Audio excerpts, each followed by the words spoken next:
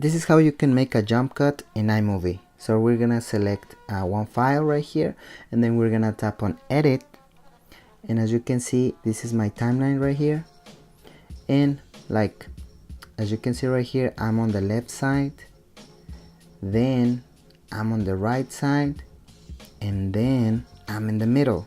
So how can you do that? Very simple. Let's say that I want to make a jump cut right here. I'm just gonna tap my timeline and then split it, and then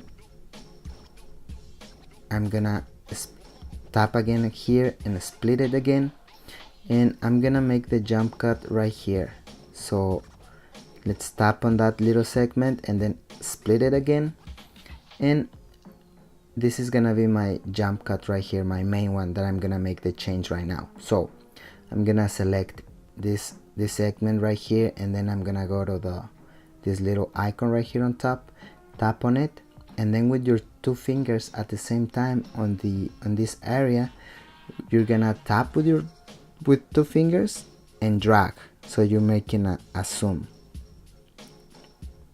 So right here, this is how you can make a jump cut, and then tap again on the little icon. That means that you like it like that, and this is how you make it. This is like regular shot, then boom, a jump cut, and then boom, back to normal.